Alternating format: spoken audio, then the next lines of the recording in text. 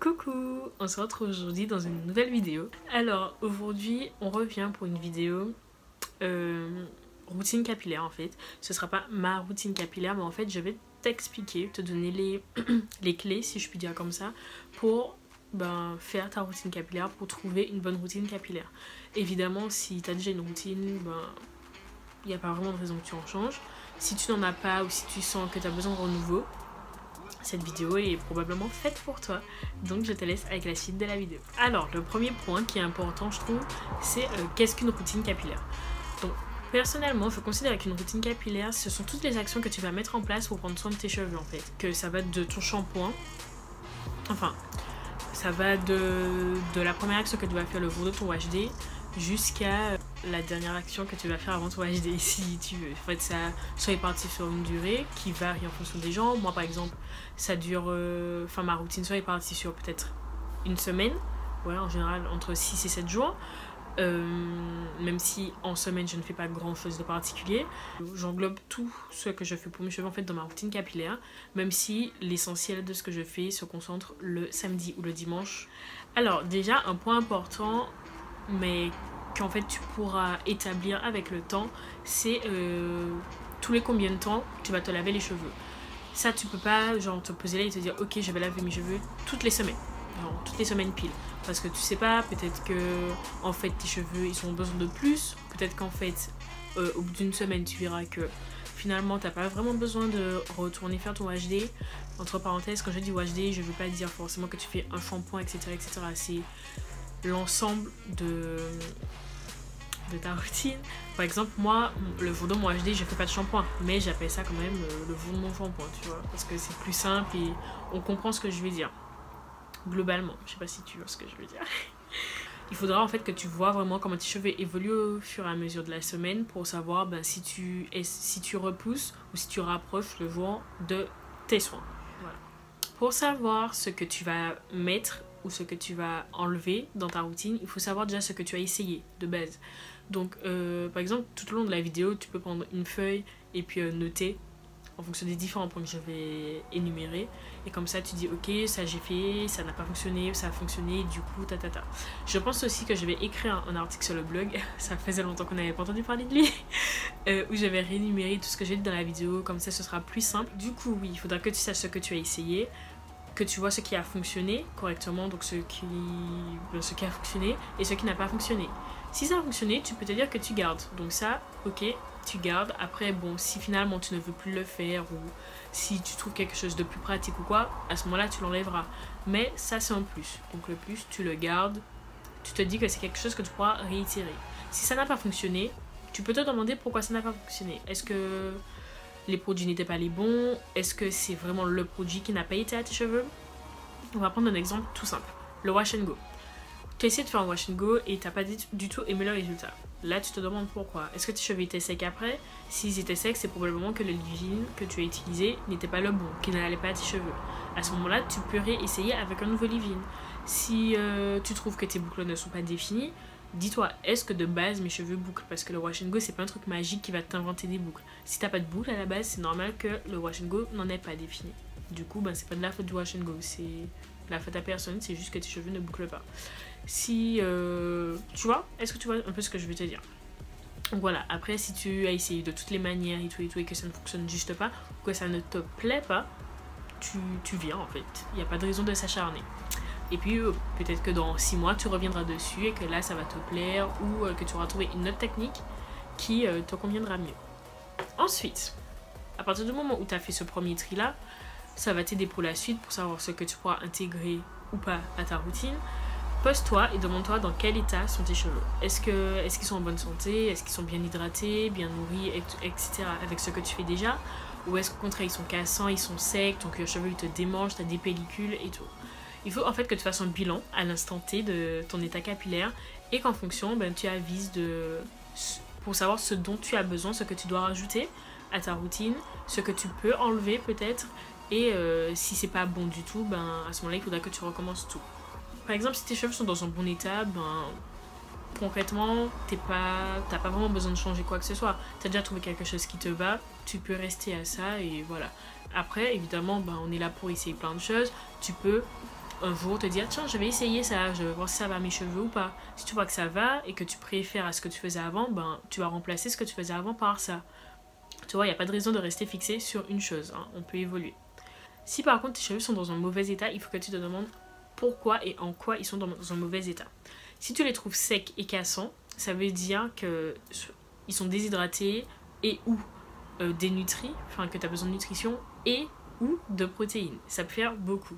Tu vas me dire comment je sais de quoi ils ont besoin. Déjà, au fur et à mesure, quand tu apprendras à vraiment connaître tes cheveux, tu sauras juste en les touchant, juste en les voyant, de quoi ils ont besoin. Si d'hydratation, de nutrition ou de protéines. Moi, je sais que, en général, si mes cheveux ne sont pas bien, c'est qu'ils manquent de protéines parce que ma nutrition et mon hydratation, je l'apporte à chaque wash day et donc il n'y a pas de raison que ce soit ce qui manque. Donc je sais que s'ils sont pas top, ce sont des protéines.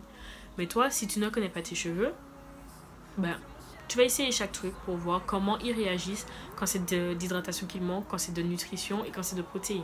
Et au fur et à mesure, juste en les touchant, juste en les voyant même, tu pourras te dire ok, la prochaine fois il faut que je fasse un soin protéiné ou un soin hydratant ou un soin nutritif. Ensuite, s'ils sont dans un mauvais état, il y a de grandes chances que tu aies des fourches. Comment savoir si tu as des fourches? Premièrement, quand tu démêles, est-ce que tu trouves de tout petits cheveux dans le lot de cheveux que tu auras perdu?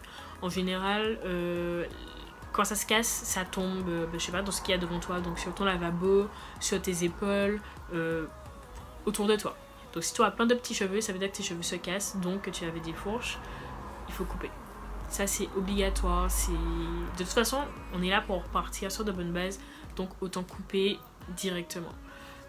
Si c'est abîmé, hein, ça sert à rien de couper pour couper. S'ils sont abîmés, si tu sens que c'est pas au top, vu que le cheveu de toute façon il ne pourra pas se réparer, autant couper. Donc si tes cheveux sont secs, ça veut probablement dire qu'il manque de ces trois choses là, donc nutrition, hydratation, protéines, et que tu as en plus besoin de couper tes pointes. Donc coupe tes pointes. Et on passe à la suite. Du coup, s'il manque d'hydratation, qu'est-ce que tu peux faire? Un masque hydratant. Un masque hydratant ou un bain d'huile. Donc comme masque hydratant, je te conseille tout ce qui est deep conditioner parce que ça va hydrater et nourrir, donc comme ça t'as la totale. Tu peux faire un bain d'huile aussi que tu feras sur cheveux humides à ce moment-là, puisque le gras va permettre d'emprisonner l'eau dans le cheveu. Et voilà. Donc là comme ça, ce que je peux te proposer là tout de suite comme masque hydratant, c'est alors sur le masque de Curse Vitamins, donc je peux pas te montrer la texture tout simplement parce que le pot est vide, soit celui-ci, soit Deep Conditioner d'African Pride à l'argan. Je le trouve top, mais mon avis reste un peu mitigé dessus, donc bon, au fur et à mesure je te dirai clairement ce que j'en pense.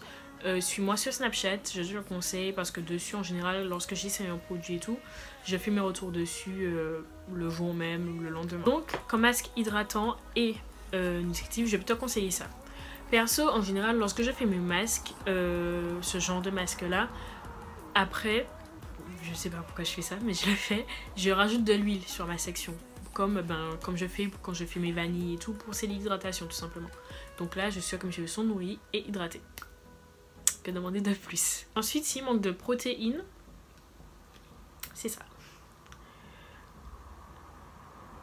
Je pense qu'on connaît toutes ce masque. Je déteste l'odeur, mais je dois avouer que comme mes cheveux ont besoin de protéines, ça fait des miracles. Donc voilà, t'as pas besoin d'en mettre beaucoup. Et surtout, il faut respecter la posologie.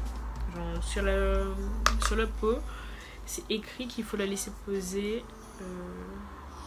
10 minutes.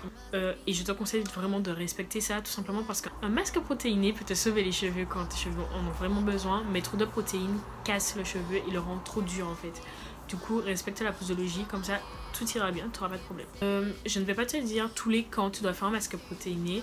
Il y en a qui vont te dire une fois toutes les 3 semaines, machin. Moi, je suis pas d'accord, je le fais quand j'en ai besoin, pas de manière fixe comme ça en fait, parce que mes cheveux sont restés très longtemps sans avoir besoin de protéines. C'est relativement récemment que j'en ai eu besoin.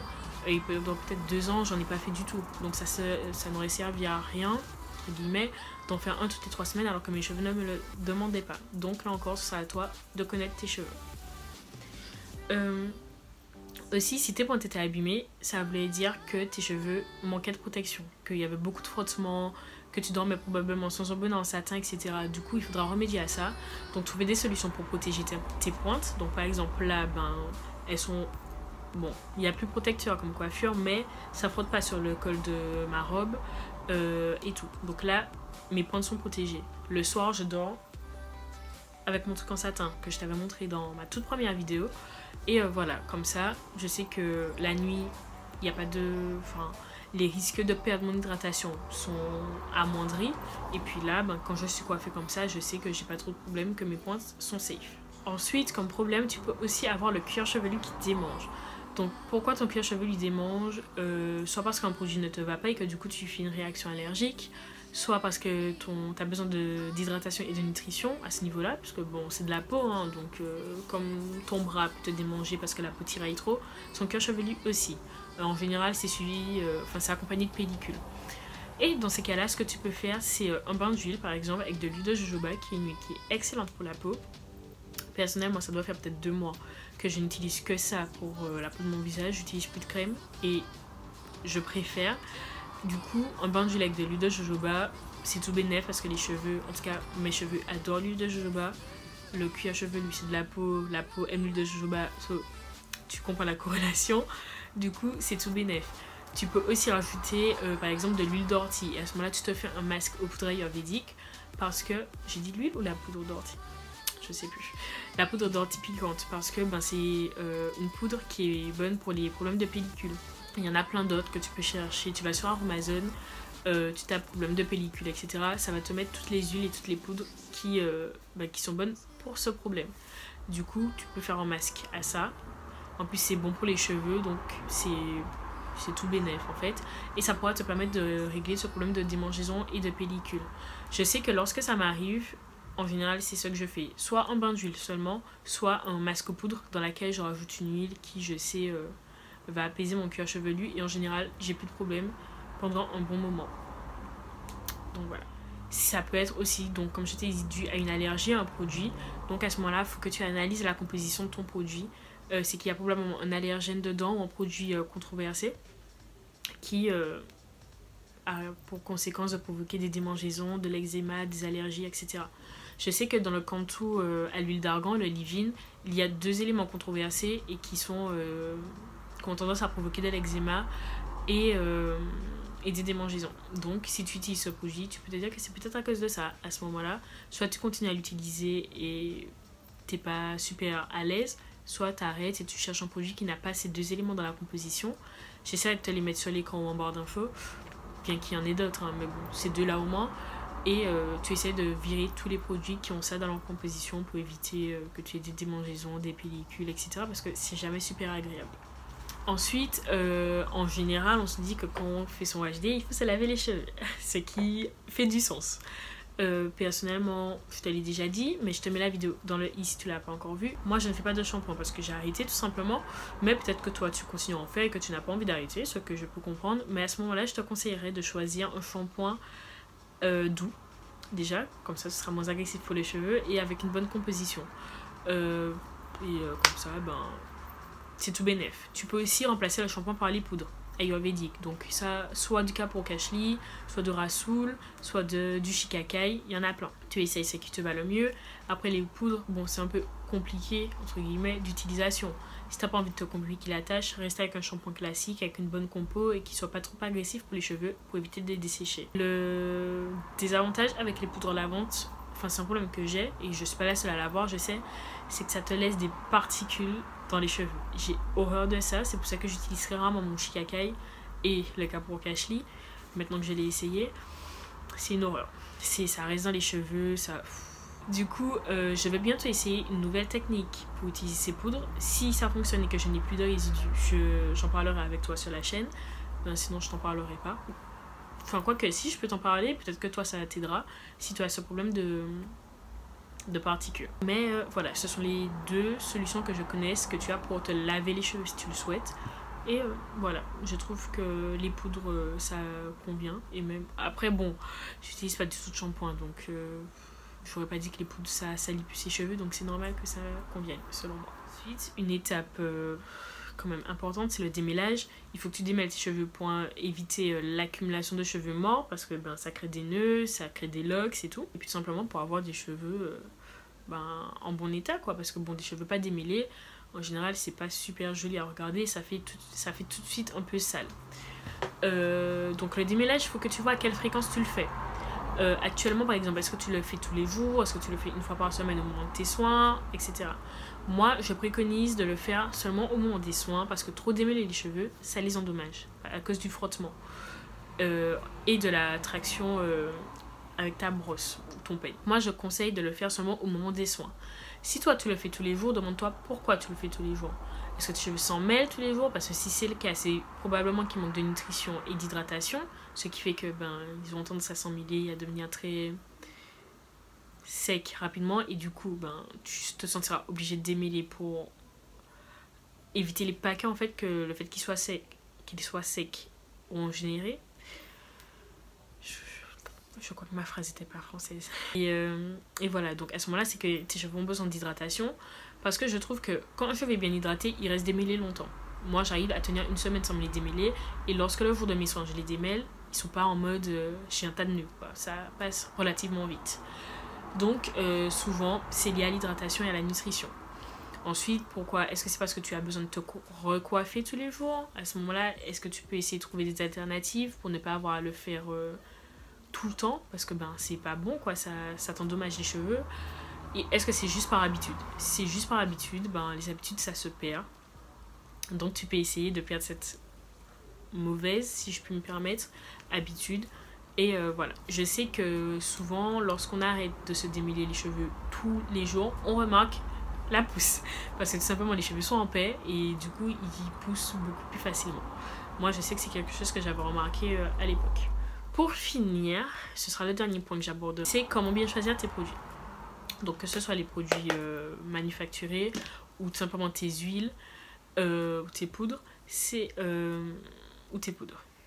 je te conseillerais d'essayer les huiles de base. Ce que j'appelle les huiles de base, c'est coco, karité, argan, olive.